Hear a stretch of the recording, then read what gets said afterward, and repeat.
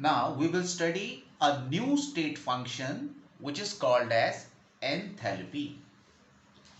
Enthalpy को हम define करते हैं कि it is the total heat contents of the system. Total heat content या total energy content of the system. Basically हम इंटरनल एनर्जी ऑफ सिस्टम को define करते हैं. जैसे फॉर एग्जांपल ये एक सिस्टम है और इसके अंदर कुछ गैस रखी हुई है. If we sum up all the forms of energy which is stored in this system, that is called as its internal energy. But in addition to this internal energy, it may also have some more energy. That is due to the pressure of the gas and the volume of the gas. ये जो pressure create हुआ, definitely ये एक state है और इस state में ये एक पर्टिकुलर एनर्जी स्टेट को भी डिफाइन करेगा. तो प्रेशर वॉल्यूम वर्क में हमने एक्सप्रेशन पढ़ा कि प्रेशर वॉल्यूम वर्क होता है प्रेशर इनटू जो वॉल्यूम का चेंज आया. At this stage it has created this much pressure and also has some volume V.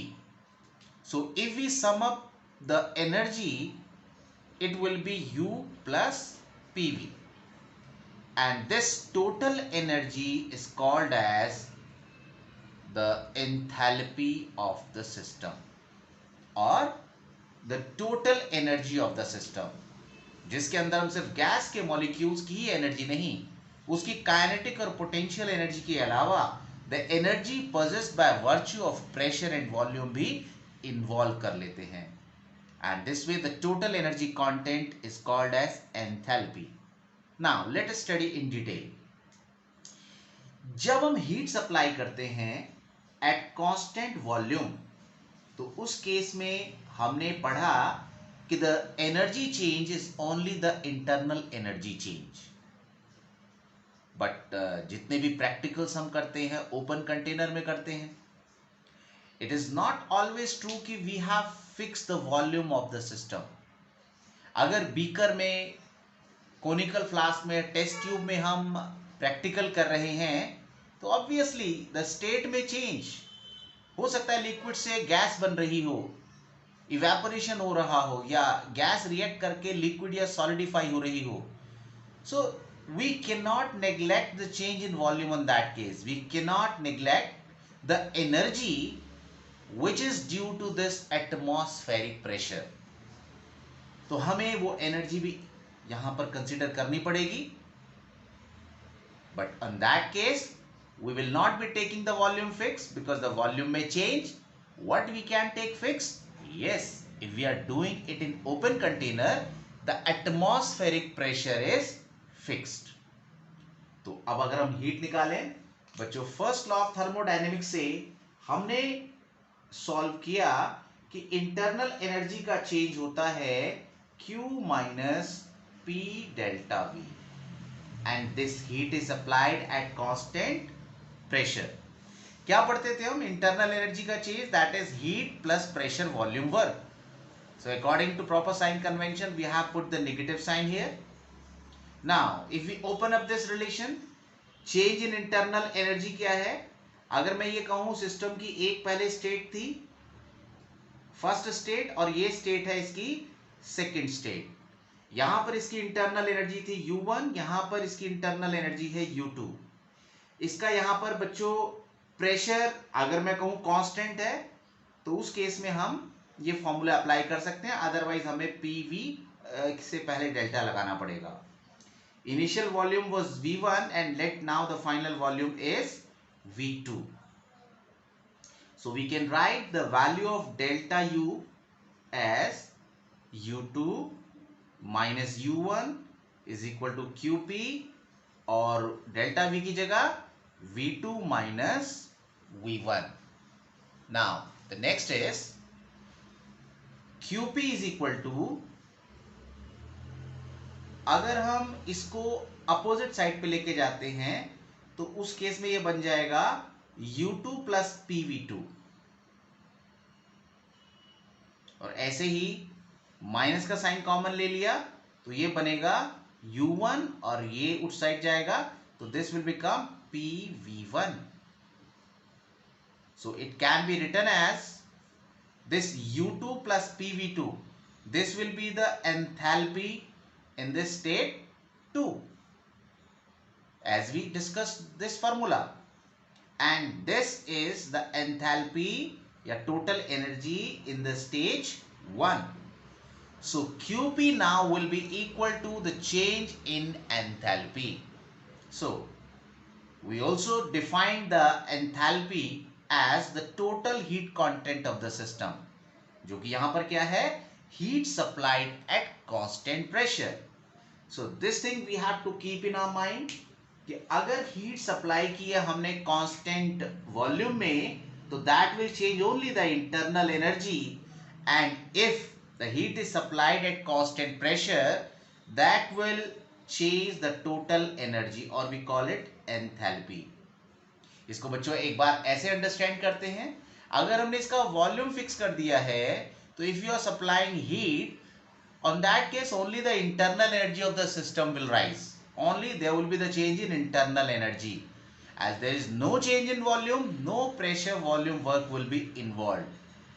और अगर हम क्या करें, इसका प्रेशर कांस्टेंट रखते हैं तो उस केस में हीट सप्लाई करने से हो सकता है पिस्टन ऊपर लिफ्ट अप हो जाए. If the internal pressure of the gas increases, it will lift up the piston. Now the energy, total energy will be the internal energy plus the energy of pressure volume work, जो कि यहाँ अभी फिलहाल घटेगी. हाँ, if compression occurs in that case, that will energy will add it up with the internal energy. The value of enthalpy change is negative for exothermic reaction. किसी भी reaction में या इवन प्रोसेस में अगर डेल्टा एच नेगेटिव दिया हुआ है, इसका मतलब that much energy is releasing, so which is decreasing the total energy of the system.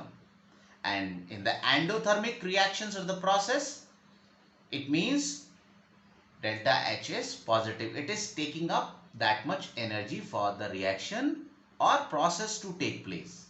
और बच्चों याद रखने का तरीका है, एक्स से ई एक्स है तो एक्सिट याद रख लो यानी निकलना, ई एन से एंटर याद रख लो यानी कि this much heat will enter in the system. अच्छा, जनरली एंथैल्पी और इंटरनल एनर्जी को अगर हम कंपेयर करें, जैसे हम लिखते हैं डेल्टा एच बराबर delta U plus P delta we. अगर हम सॉलिड के लिए और लिक्विड के लिए इसको अंडरस्टैंड करें तो बच्चों वॉल्यूम में चेंज ना के बराबर होता है, क्योंकि सॉलिड और लिक्विड कैसे होते हैं, वो होते हैं इनकम्प्रेसिबल, उनको दबाया नहीं जा सकता. So the change in volume possibility is almost zero. So in those cases delta H and delta U will be equal. हाँ, yes, there will be the difference in delta H and delta U for gases, because in the case of gas there can be the change in volume और हो सकता है volume में change ना भी हो. Let us check those cases. Let us find the relationship for gases. एक example लेते हैं बच्चों for gases. Let these are the two stages. This is the stage number 1 and this is the stage number 2. Before the reaction and after the reaction. Initially let there was N1 number of moles of gas, and after the reaction let the number of moles changes to N2. What is N1 and N2? This is the number of moles of gas in stage 1 and stage 2. या ये reactant का है और ये product का है. These N1 moles of the gas initially were occupying the volume V1, and these N2 moles of the gas occupies the volume V2. So this is volume of gas. किस condition पर है? At temperature T. यहां बच्चों अगर हम ideal gas equation लगाएं, it will be PV1 is equal to N1 RT, and in this case it will be PV2 is equal to N2RT। दो relation बन गए, second relation minus first relation, PV2 minus PV1. Pressure is constant, so I am taking P.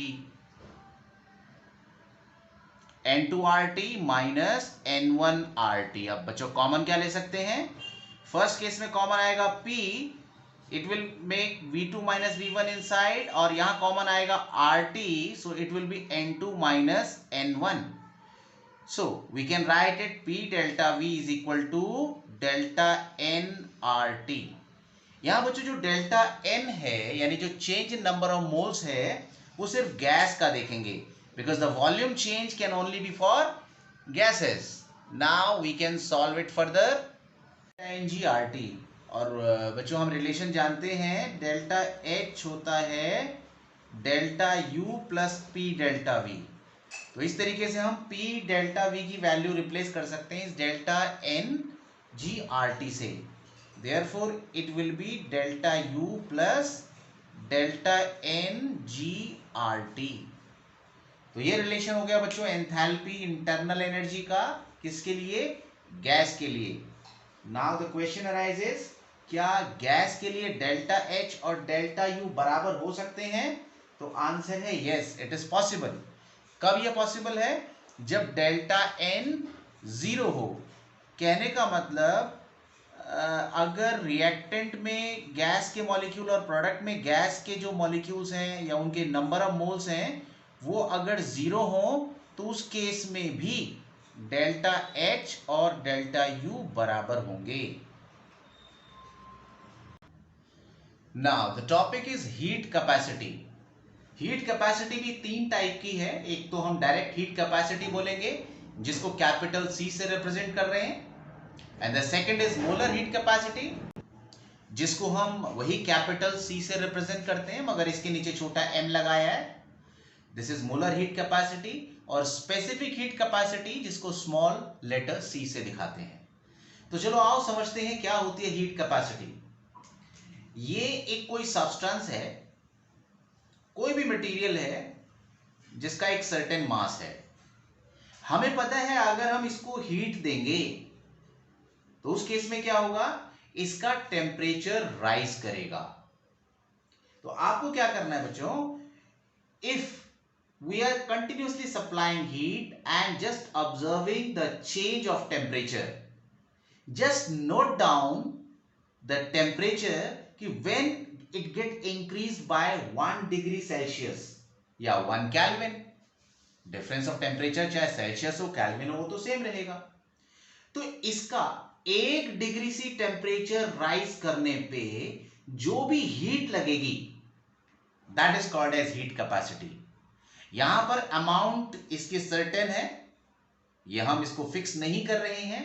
It is having a certain मास, और ये जो हमारा material है इसकी अपनी नेचर है, अपनी कंपोजिशन है, एक अपना साइज है. तो इसका साइज, नेचर, कंपोजिशन भी डिसाइड करेगा कि 1 डिग्री सी टेम्परेचर राइज करने में कितनी हीट देंगे. सो whatever amount of heat which is delivered to this substance, this given substance, which increases its temperature by 1 degree C, that will be the heat capacity of this system, which will depends on its size, its nature, its composition. तो हम लिख सकते हैं बच्चों mathematically, जो heat है that is directly proportional to increase in temperature. ज्यादा heat देंगे तो ये ज्यादा टेम्परेचर राइज हो जाएगा. तो प्रोपोर्शनैलिटी कांस्टेंट लगा दिया हमने C. What is C? C is heat capacity. So how we can define the heat capacity? अगर डेल्टा T 1 हो या 1 डिग्री C हो या 1 केल्विन हो, तो जो भी हीट सप्लाई करेंगे that will be equal to the heat capacity of the substance. तो Q will be equal to C when delta T is 1 kelvin. Now what is molar heat capacity? अब substance बेशक यही हो, अगर इसका amount हम 1 मोल के लिए निकाल लें कि एक सब्सटेंस है कितना, 1 मोल. 1 मोल सब्सटेंस का 1 डिग्री सेल्सियस या 1 केल्विन टेम्परेचर राइज करने पर जो भी हीट रिक्वायर्ड है that is called as molar heat capacity. तो मोलर में क्या किया हमने, सिर्फ अमाउंट, ये अगर n मोल था तो हमने ये कैलकुलेशन किसके लिए की, this is done for only 1 mole. n मोल ये तो गिवन मास है, it can have any number of moles. तो 1 मोल सब्सटेंस का 1 डिग्री सेल्सियस टेम्परेचर राइज करने पर जो हीट देनी पड़ेगी that is molar heat capacity. इसका मतलब मोलर हीट कैपेसिटी क्या होगी, जो भी टोटल हीट कैपेसिटी है n मोल्स की, अगर उसको n से डिवाइड कर दें तो that will give you the measure of molar heat capacity. Now what is specific heat capacity? अगर बच्चों हम सब्सटेंस कितना लें, 1 ग्राम, और कितना टेम्परेचर राइज करें, ये हमारा मास 1 ग्राम है, टेम्परेचर जो राइज करें वो भी 1 डिग्री सी करें। अब जो भी हीट रिक्वायर्ड है that is called as specific heat. एक सब्सटेंस जिसका मास भी 1 ग्राम है और टेम्परेचर 1 डिग्री सी राइज करना है, तो हीट जितनी भी रिक्वायर्ड है that will B it's heat capacity. तो बच्चों यहां पर भी अगर हम लिखना चाहें तो फॉर्मूला जो बनता है that is C is equal to mc delta T। हमने क्या कहा यहां पर बच्चों, ये जो ये Q है बच्चों, Q हीट रिक्वायर्ड, ये जो C है this is specific heat. 1 gram substance के लिए कितनी हीट चाहिए, C, तो m ग्राम सब्सटेंस के लिए कितनी चाहिए, nc। Now this is the heat required to increase the temperature by 1 degree C for m gram substance। और अगर टेम्परेचर डेल्टा T राइज करना है तो डेल्टा T के लिए हीट इतनी चाहिए। So this way this formula is been find out. तो C हमारा क्या है, specific heat capacity, m mass of the substance, delta T is rise in temperature. तो C को numerically we can fit it like this. So C will be equal to Q when m is 1 and delta T is 1. So you can note down the heat capacity. It is the amount of heat required to raise the temperature of a given substance by 1 degree C. Q is proportional to delta T. Q is equal to C delta T. अगर C ज्यादा होगा तो delta T कम होता है, यानी जिस body का heat capacity ज्यादा होगी वो सेम हीट पर कम टेम्परेचर इंक्रीज करेगी। So if you want the body should heat up, its temperature should increase with the low heat, तो उस केस में C हमारा कैसा होना चाहिए, कम होना चाहिए।